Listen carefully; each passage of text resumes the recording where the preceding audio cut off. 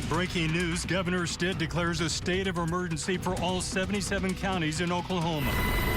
The governor getting a bird's eye view of the damage in Muskogee today, one of the areas being hit the hardest. I've never seen anything like it, and the damage is severe. Those words comparing what he saw today to what the rest of the state looks like. Stitt claims even western Oklahoma tornado damage doesn't compare. And tonight, there's a growing concern. There's a chance for more rain this weekend, so will they have to release even more water from Keystone? That could mean places like Bixby could be further submerged underwater. But tonight we're hearing a story of hope during the middle of despair. One family coming together to help each other. Channel 8's Stephen Seeley live after spending the day with them. Stephen? Well, right now I'm on South Mingo Road, just outside of Bixby Middle School. Behind me, across the street from the middle school, we have some homes that are surrounded by water. That beige home belongs to the Allen family. Now, while they can't currently live in that house, they're not doing this situation by themselves. A family close by. Yeah, we live the whole street here just about. But right now, water is covering the road to their house. David Allen has lived near his family his whole life. All of them have experience with flooding. And we've been through several floods here. This is not the worst one. I think 1986 was the worst, but it never gets to this level. With the help from his sons, they've used a tractor to get through the water and safely make it to his house. While the outside is flooded, the inside seemingly untouched, except for the basement. But it's not the worst this house has been through. 86, it was up here in this basement. They feel fortunate it isn't as bad this time, and they've evacuated before floodwaters came in. But David wouldn't have been able to weather this storm on his own. Oh, no, I couldn't have done it. I had family and friends that come, and I still get calls from people seeing if I need any help. Now, the Allen family believes it'll be close to a week before they can get back inside their house without a tractor. But in the meantime, at least they have the comfort of their family. Live in Bixby, Stephen Seeley, Tulsa's Channel 8.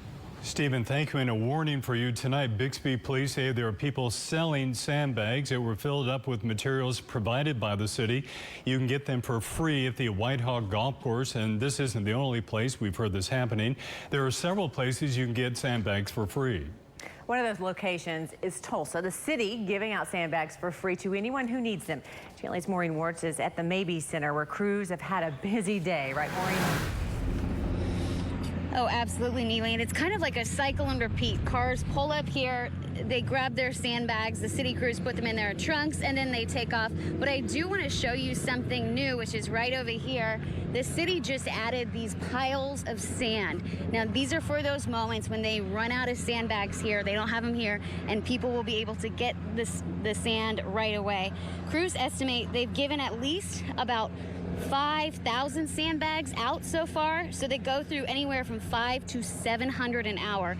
I spoke with people who lived near the area who tell me they were worried about the water because it's higher than they've ever seen before. We live in the mansions on Riverside, and there's a creek right by my door. And it's usually it doesn't have any water, but now it's just up to the top filled, and we're really needing to get those doors protected. These sandbags, kind of a last-ditch effort for some people, like you just heard. So these crews will be here 24/7. They're going to be here through the weekend. They tell me they will be here until no more sandbags are needed. Live at the Mabee Center, Maureen Wirtz, Tulsa's Channel 8.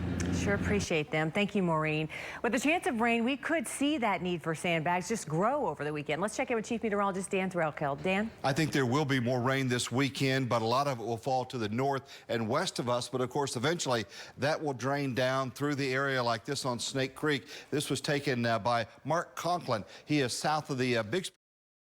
All that's coming up in just a few minutes. Dan, right now the Corps is keeping a close eye on the forecast like the rest of us. With a chance for rain, they may need to increase the water release from Keystone Dam. They haven't released this much water since the 1986 flooding, but it could soon top that. If we don't evacuate this water, we get another large event, we may potentially be forced to release even higher amounts out of Keystone at a future date. So that's really what we're doing. We are releasing as little as we possibly can. Well, to put it in perspective, they're releasing more than twice the amount of water flowing from Niagara Falls, and they'll be releasing that much until this Sunday. Governor Stitt says Muskogee already has a worse damage compared to the rest of the state, so if they do increase the water release from Keystone, I tell you, it's going to make things a lot worse there. That's where we find Channel 8's Kim Jackson tonight. Kim, you were in Fort Gibson earlier today, but you had to leave, didn't you? That's right, Mark. You know, we're here at emergency headquarters right now, and they're telling people to, be smart about this. So we were in Fort Gibson talking to emergency workers and telling us that roads around Fort Gibson were starting to shut down. The Cherokee Nation Marshals using their airboats as part of the rescue mission in Fort Gibson. That's the only way the Special Operations Team can reach some residents. But some people, like Randy Talley, are waiting it out. He watched and helped several neighbors move out, but he is remaining optimistic. Emergency workers are urging people in Fort Gibson to get out because the water is moving fast. It keeps coming. So we've been doing water rescues, evacuations of medical needs, and transporting the Lake Region Electric and the OG&E Electric around doing their jobs. So there's still no power in Fort Gibson. Also, like I say, the roadways leading into the town and out, those are becoming limited in the town of Braggs. There's no way in and no way out. So they're urging people to take precautions and leave when they need to. Live in Muskogee, Kim Jackson, Tulsa's Channel 8. Kim, thank you. This evening, we've learned River Spirit Casino will be closed a lot longer than originally thought. We're told it'll now be at least another week before they can reopen. The casino had hoped to open Sunday, but that's not going to happen now. Well, they don't expect any water inside. The parking garage is underwater, and they say it just isn't safe for people to be around until that water goes down. With the rising water along Riverside Drive and in neighborhoods, lots of folks are coming out to take a look at the historic waters, but it's important you remember safety first. Tonight, a powerful message from GT Bynum to parents. The most disturbing thing that I've heard in the last 24 hours from our first responders are reports of parents letting their kids play in the river parks, on sidewalks, on the trails that are submerged underwater, kids that are waist deep in this water. If you're a parent that's letting your kid play in this river right now, you ought to be ashamed of yourself. That fast-moving water, it can all be dangerous and deadly. Yeah, both of us have been near the water recently, and we've seen a lot of people right next to it. And you just worry for them. You just don't want them to fall yeah. Also tonight, the city is making more room for pets displaced from flooding by sending more than 100 animals from a local shelter to Idaho. Channel 8's Gustavo Olguin shows us how new space can help you reunite with your pet if something goes wrong. Crate after crate. Over 100 cats and dogs were loaded into vans. Volunteers with the Humane Society and SPCA cleared out the Tulsa Animal Welfare Shelter. Now, there's still a few dozen crates left over from this morning, and these are going to be the animals coming in because of flooding and being separated from their families. Now, there might seem like there's a lot here, but there's even more space inside, and the shelter says they can house over 100 new animals. With water levels still rising, the city expects more and more strays to show up. Every disaster ends up with animals left behind. These animals are being sent to Idaho for a better chance of getting adopted. But it's an especially bittersweet moment for Michelle Hoagland, who's been volunteering almost every day at the shelter for the last year. It's emotional. Without rescue partners like this wouldn't be possible. Hoagland fights back tears as she moves animals she's connected with from shelter to kennel, but knows her volunteer time for the new strays coming in will be huge for families who have been separated from their animals. I lost a dog to cancer, and that just kind of motivated me. Tulsa Animal Welfare Manager Jean Letcher says they expect stray pets to come in as early as today. She says the goal is to be the place where people can locate their lost pets. And if someone else finds it, brings it to us, we want that family to be able to find their pet. The animals hauled off are already on their way to Idaho, and Letcher expects a lot of them to find new homes by the end of the weekend. Gustavo Olguin, Tulsa's Channel 8. The city says none of the animals shipped to Idaho actually belong to families, and the move was paid for through partnerships with the Humane Society and donations. Meanwhile, if you need a safe place to go to, the Red Cross is using 2 churches as a shelter, and they're working to open even more. So far, there's one at Crosstown Church of Christ near Admiral and South Jamestown Avenue, and there's another at the Faith Church in Glenpool for people in the southern part of Tulsa County. Now, they're asking for donations of bath towels and pillows. When it comes to dealing with the flooding, we're all in this together. There are lots of places you can go to get help. We've put together a list of resources to make it easier for you. It includes everything from highway closures to the latest flood maps. You'll also find links about sandbags, or even if you need a safe place to stay for home floods. Go to K2L.com and look for the resources tab.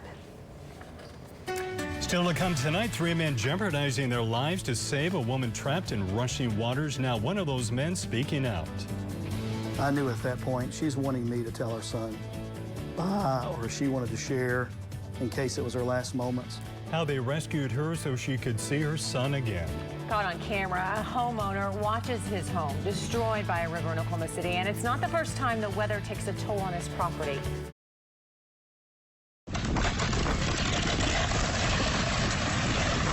Just explosion, and it just dropped off. It's just been chaos. Yeah, complete chaos.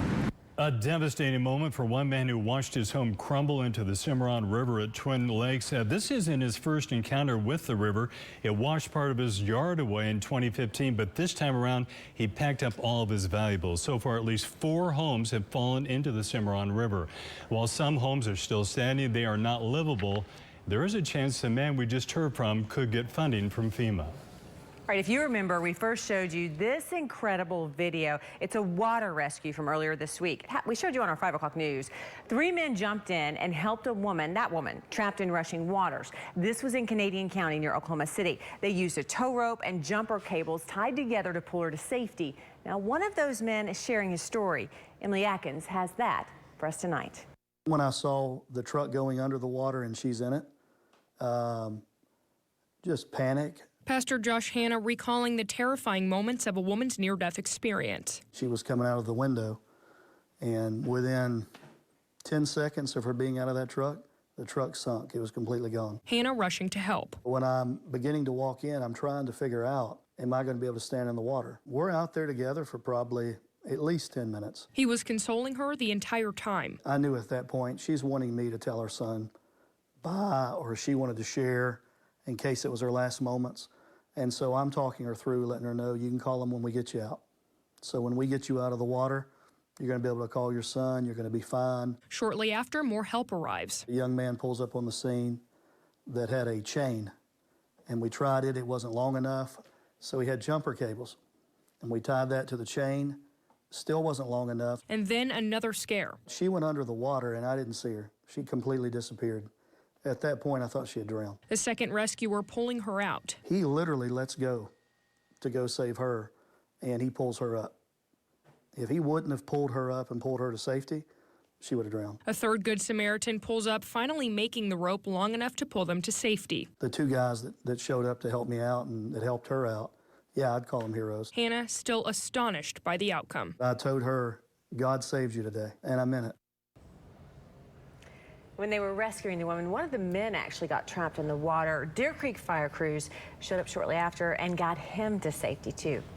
From the Oklahoma Ford Storm Center, your first warning forecast, certified as Tulsa's most accurate weather. After this week, our storm chasers may need a new set of tires. They've been burning up the roadways. They're out again today. Jesse Post, just west 35, out near the Pond Creek area on Highway 60s. Watch. Of course, safety first in all of this, and please know we appreciate when you chime in with pictures like this one from Mara. This is near Riverside. And this one from Mandy Cumbia on the Arkansas River flooding off of Highway 69 in Wagner County near Sam Plant.